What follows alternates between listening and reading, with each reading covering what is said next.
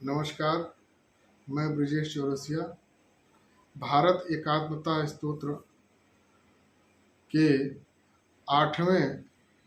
भाग के साथ आप सबके सम्मुख उपस्थित हुआ हूँ, जिसमें इस मंत्र संग्रह के 16वें श्लोक के साथ आप सबके सम्मुख उपस्थित हूँ। इस व्याख्या में यदि कहीं से कोई त्रुटि आप सबको अनुभूति में आवे तो उसको अपना मानते हुए क्षमा करेंगे। ऐसी मेरी प्रार्थना है, इच्छा है, अपेक्षा भी है। श्लोक इस प्रकार है। झूले लालोऽथ चैतन्यः तिरुवल्लुवरस्तथा नायन मारालवाराश्च कंबश्च बसवेश्वरः। यानी जो अपने अखंड भारत का सिंध प्रांत, जो आज के खंडित भारत में नहीं है, वह आज के पाकिस्तान में है। वहाँ 14वीं शती जो ईसाइयों की जो 10वीं शताब्दी जो थी, लगभग आज से 1000 वर्ष, 1000 या 1100 वर्ष पहले के समय का था। उसमें सिंधी समाज के एक संत हुए थे, पूज्य संत हुए थे, झूलेलाल के नाम से। और उसमें जो इस्लामिक कट्टरपंथियों द्वारा जो उनके हम मुसलमान नवाब होते हैं, वो बड़ी प्रताड़ना के साथ पूरी अपने बलपूर्वक अपने हिंदू सनातनी माताओं एवं बहनों के साथ अत्याचार, अनाचार, पापाचार, व्यभिचार करते हुए सामूहिक धर्मांतरण को पूरे बलपूर्वक करते थे, कराते थे। तो अपने पूज्य झूलेलाल महाराज ने अपने कर्मों के द्वारा, अपने उद्देश्यों जो उनके मन में था कि मैं इस आतंक के खिलाफ मैं अपने आप को सदैव प्रस्तुत रखूंगा और अपने समाज की चतुर्दिक सुरक्षा रक्षा करूंगा और उनका प्रतिकार भी करूंगा। इस नाते वो उनके साथ सामने चट्टान की तरह अड़े रहे और उनके अपने जीवित रहते उनकी योजनाओं को सर्वथा विफल करते रहे। वो इस नाते वह आज भी सिंधी समाज के लिए किसी भगवान से कम पूज्य नहीं है। वो भगवान के स्थान पर उनको रख करके अपने सामाजिक देवता के नाम पर उनकी पूजा आराधना करते हैं। उनके नाम पर ही अपने जो भारत का वर्तमान राजधानी, केंद्रीय राजधानी दिल्ली है, दिल्ली में एक झूलेलाल मंदिर भी है, जो भारत के अन्य कोने में भी उनके मंदिर मिल जाते हैं। और उनके बाद इस श्लोक के खंड में चर्चा है महाप्रभु चैतन्य स्वामी का। इस कलयुग की 45वीं शताब्दी जो ईसाई वर्ष के अनुसार 14वीं शताब्दी की मानी जाती है, बंगाल प्रांत के नवद्वीप ग्राम में जन्मे और सुंदर, सुडौल, देखने में,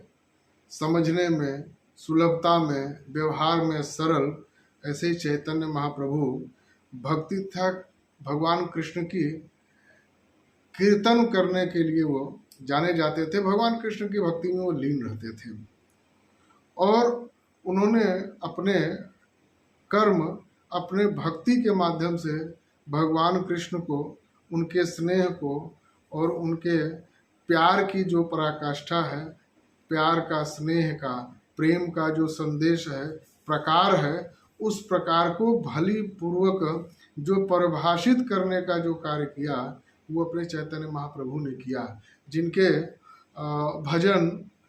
और उनके व्याख्यान प्रवचन के माध्यम से भी कहीं न कहीं महापुरुषों द्वारा हम सबको कानों में श्रवण के लिए आता है। और उन्होंने अपने से कई संतों को भी समाज में कृष्ण भक्ति के प्रचार प्रसार के लिए, यानी उस माध्यम से भी सनातन धर्म के प्रति अपनी आस्था को प्रकट करते हुए और अपने ध्वजवाहक के दायित्व के निर्वहन का, समाज में संदेश और प्रेरणा देने का भी काम किया। उसके बाद आता है तिरुवल्लुवर नाम के जो महापुरुष हुए थे, वो अपने भारत का जो तमिल बाहुल्य प्रांत है, जिसको आज हम तमिलनाडु के नाम से जानते हैं, उसी तमिलनाडु के लास्ट में जहाँ से हम सबको ध्यान में है कि भगवान राम के द्वारा बनाई गई राम सेतु जो श्रीलंका तक बनाई गई, समुद्र में वहाँ सेतु बंधन करके, वही तमिलनाडु में वो जन्मे और उन्होंने एक सुभाषित का अर्थ जो मैं समझ पाया हूँ, मैं जानता हूँ, जो अपने पूर्वजों, माता पिता अथवा गुरुओं के द्वारा जो मुझे समझ दी गई है, ज्ञान दिया गया है, उसके अनुसार सुभाषित का जो तात्पर्य अर्थ में जान पाया हूँ, उसके अनुरूप सुभाषित यानी औरों को शिक्षा देने वाला, सुसंस्कार देने वाला, जीवन में आप बढ़ें तो किस दिशा में बढ़ें, उसकी दिशा क्या हो, उस दिशा में सही मार्ग को चुनने का जो उसमें मार्ग जो दिखाता है, रास्ता दिखाता है, ज्ञान चक्षु खोलता है, उस ऐसे ज्ञान वाक्य, वो हिंदी के वाक्य भी हो सकते हैं, संस्कृत के मंत्र भी हो सकते हैं, सुभाषित उन्हीं को कहा जाता है, जिनको हम सरल व्याख्या में करते हुए उसके माध्यम से समाज को दिशा मिल सके, ऐसे को छोटे स्वरूप को सुभाषित के रूप में जानते हैं। तो ऐसे सुभाषित जैसे वाक्यों का, मंत्रों का उन्होंने एक बहुत बड़ा संग्रह तैयार किया था, जिसे समाज को दिशा देने का उन्होंने काम किया था। और उन्होंने एक काम और किया था, जो उनकी एक ग्रंथ कह सकते हैं, ग्रंथ कुरल के नाम से, जिसमें वो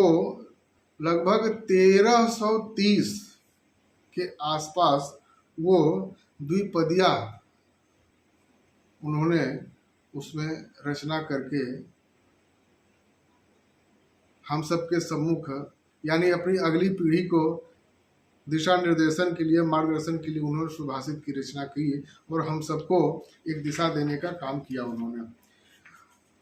उसके बाद तमिलनाडु के ही 63 शैव संतों की श्रृंखला में, जिनका समय कलयुग की 33वीं से 40वीं सदी, यानी ये कहा जाए कि जो ईसाई वर्ष कैलेंडर जो है, ईसाई का वर्ष जो परंपरा चलता है, उसके अनुसार जो दूसरी शताब्दी और 9वीं शताब्दी, यानी दूसरे से 9वें शताब्दी का जो समय है, उसको हम तमिलनाडु के 63 शैव संत का काल मानते हैं। तमिलनाडु के प्रमुख शैव मंदिरों में नायनमार संतों की मूर्तियां स्थापित की गई हैं। यानी तमिलनाडु में जो संत नायनमार, म्यांमार ना समझिएगा वर्मा को, जो आज का नाम म्यांमार है, नायनमार स्पष्ट रूप से उच्चारण में कर रहा, नायनमार, ऐसे संतों की श्रृंखला उन्होंने, क्षमा करिएगा, श्रृंखला जो तमिलनाडु में थी, उनके द्वारा ये संत शैव पंथ के, यानी शिव में सर्वाधिक आस्था रखने वाले संत हुए थे। वे अधिकतर शिव से संबंधित मंदिरों का, या ये कहें कि भगवान शंकर के मंदिरों का अधिकाधिक रूप से उन्होंने स्थापना की थी, और एक से बढ़कर एक, जिनकी आज कोई तुलना नहीं है, आज भी जस के तस खड़े हुए हैं। अगर आतताई द्वारा अगर तोड़ा न गया तो वो आज भी खड़े हैं। जो तोड़ दिया गया उसके खंडहर भी आज बताते हैं कि वो मंदिर कितना विशाल और गगनचुंबी रहा होगा। और इन संतों ने समाज के रूप में वास्तव में संत परंपरा का जो कर्तव्य बोध होता है, उस कर्तव्य बोध के अनुसार अपने दायित्वों का निर्वहन उन्होंने समाज में किया। जो इस्लामियों द्वारा हम सबको जातियों में विभक्त करके विद्वेष फैला करके बांटने का जो कुचक्र अभियान जो चलाया था, षड्यंत्र रचा था, उसके विरुद्ध भी ये संत अपने हिंदू समाज में सनातनियों के बीच घूम करके, जा करके समझाना, बुझाना और समाज को अपने हिंदू समाज सनातन धर्म परंपरा में यथावत बने रहें, इसके लिए भी अपने जो उनकी जिम्मेदारी है, उन जिम्मेदारियों का उन्होंने भरपूर पालन किया। जातियों में ऊंच नीच, छुआछूत, इस प्रकार के भेद विभेद को भी उन्होंने सर्वथा कम करने का और समाप्त करने के दिशा में जो उनसे उस कालखंड में जो हो पाया, उन्होंने पूरा करने का प्रयास किया। उनके वो इस कारण से भी कि आज भी जो इस पंथ परंपरा के शैव संत हैं, उन संतों में चाहे हमारे बीच के ही क्यों न निकले हों, लेकिन उनके मन में आप कभी अगर भेंट हो जाए, उनसे अवसर मिले दर्शन करने का, तो आप यह अनुभूति पाएंगे कि उनके अंदर जाति, पंथ, भेद भाव, भाषा, प्रांत की किसी प्रकार का उनमें भेद आप नहीं पाएंगे, विद्वेष नहीं पाएंगे, अंतर नहीं पाएंगे। ऐसा लगेगा कि हमारे वो परिवार के ही अंग हैं। ऐसा उनके अंदर से अपने प्रति या हर किसी के प्रति, हर सनातनी के प्रति, हर भारतवासी के प्रति आज भी उनकी निष्ठा, नेह ऐसा ही हम सबको लगता है। तो ये वो परंपरा आज भी अपने मूल सिद्धांतों मार्ग पर आज भी एकदम चट्टान की तरह अड़ा हुआ है और अहरनिश आगे अपने उद्देश्यों के पथ मार्ग पर बढ़ रहा है। एक और आता है दक्षिण भारत के संत आलवार। ये दक्षिण भारत के वैष्णव संत थे। अपने यहाँ प्रमुखतया दो ही, एक शैव पंथ, एक वैष्णव। शैवानी शिव के पंथ मार्ग से ईश्वर की प्राप्ति का मार्ग, और एक भगवान विष्णु की जो रीति नीति थी, उनके द्वारा जो उनका जो मार्ग था, उस मार्ग से भी जो प्राप्त करें, ये दो मार्ग थे, शैव और वैष्णव। तो अभी पिछले हमने शैव पंथ के संतों की, ये अपने आलवार जो वैष्णव संत परंपरा के संत हुए, और जिनकी संख्या अभी तक जो जानकारी में है वो संभवतः 12 है, 12 के आसपास, थोड़ा सा ऊपर नीचे हो सकता है। इनमें नम्मालवार, कुलशेखर, तिरुमगई और आंडाल का अधिक महत्व है। ये सबसे चर्चित, जिनको अपने इस संत परंपरा के माध्यम से सनातन संस्कृति के संरक्षण का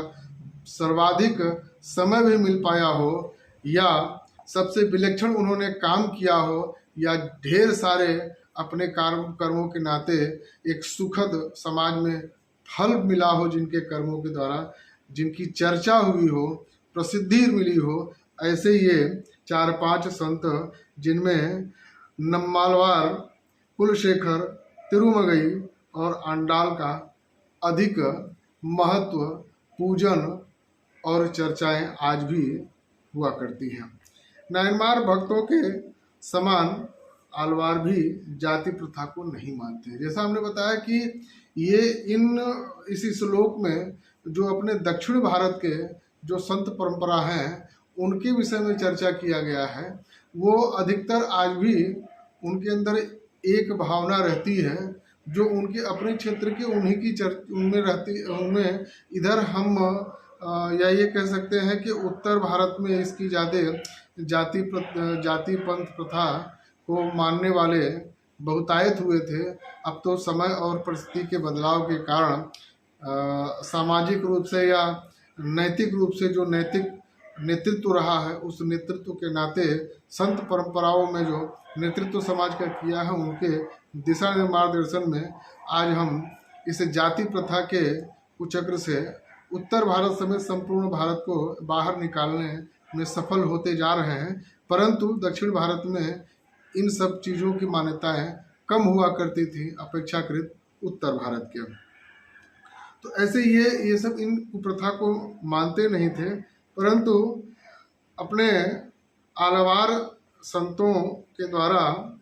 रचे भजन यानी गीतों के माध्यम से जिनका संग्रह है उसका नाम है प्रबंधम। प्रबंधम नाम से एक ग्रंथ भी इन संतों के द्वारा लिखा गया है, जो समाज को एक अच्छी दिशा देने में सहायक होता है। और दक्षिण भारत में ही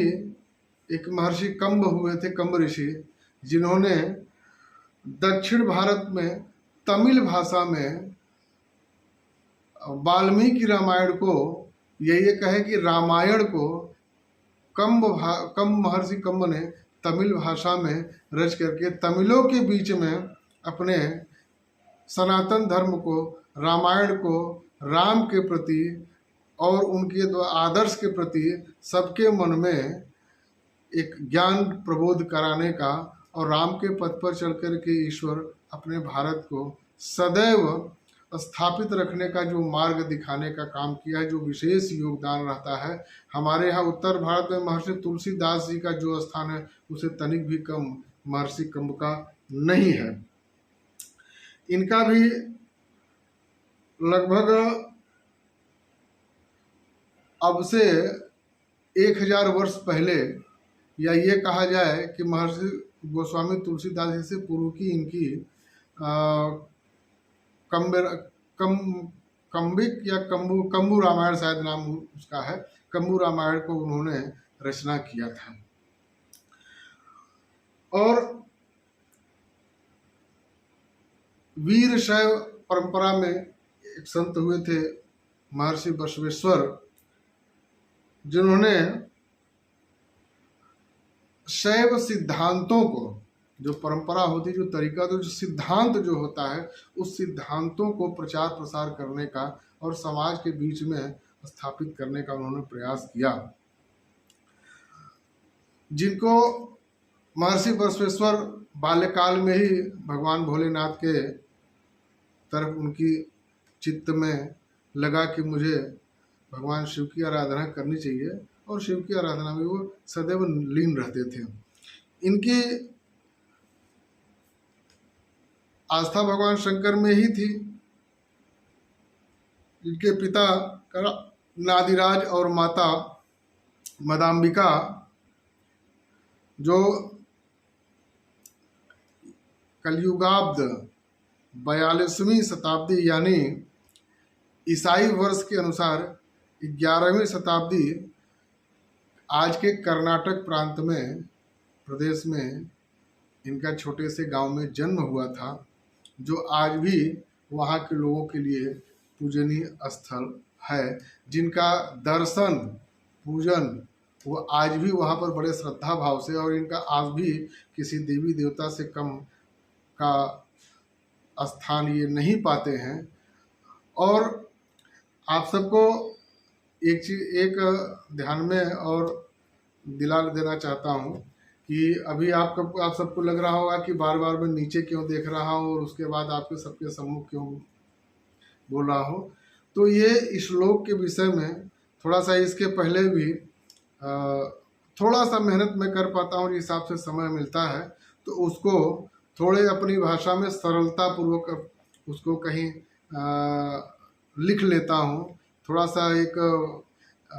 बिंदुवार, जो छोटे छोटे अपने वाक्यों के माध्यम से, जो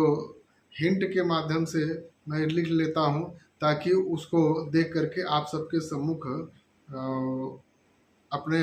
भावों में आप सबके सम्मुख इसके भाव को व्यक्त कर सकूं जो आपको सरलतापूर्वक समझ में आ सके, इसलिए मैं बार बार नीचे देखता हूं और उसके बाद ऊपर देखता हूं। और मैं आशा करता हूं, प्रार्थना करता हूं कि आप सबको यह व्याख्या छोटे में पसंद आया होगा। और यदि इसमें किसी चीज़ में अगर आप सबको ध्यान में ना आवे, समझ में ना आवे, तो आप सबसे एक विशेष आग्रह है कि कहीं भी राष्ट्रीय स्वयंसेवक संघ के कार्यालय जहाँ कहीं भी आपकी जानकारी में मिले, जो भी बंधु इस माध्यम से सुन रहे हो अगर ना समझ हो तो वहाँ से भारत एकात्मता स्तोत्र पुस्तक मिलता है, आप वहाँ से क्रय कर लेंगे और क्रय करने के बाद उसका वाचन करेंगे। और वाचन करने के बाद मेरा आपसे आग्रह है कि उसका अध्ययन भी करें। और जब अध्ययन करेंगे तो अपने अफगानिस्तान से लेकर के बर्मा तक और हिमालय से लेकर के आप तमिलनाडु या श्रीलंका तक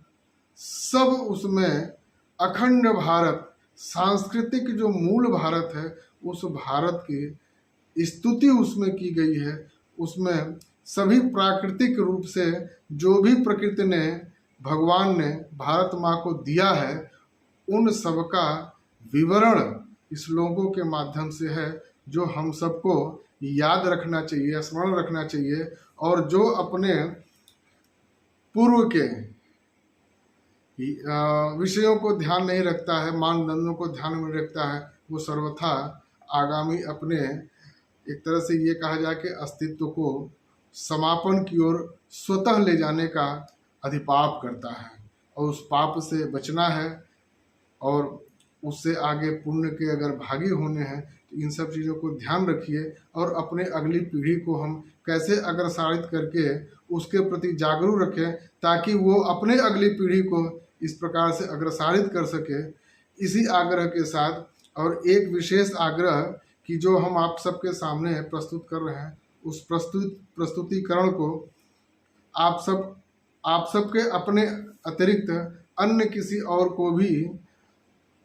लाभ देने का प्रयास करें और सहयोग करें मेरा, ताकि मैं अधिक से अधिक लोगों तक इस वीडियो के माध्यम से पहुंच पाऊं और सबके सम्मुख अपनी बात को रखते हुए कुछ प्रेरित कर पाऊं।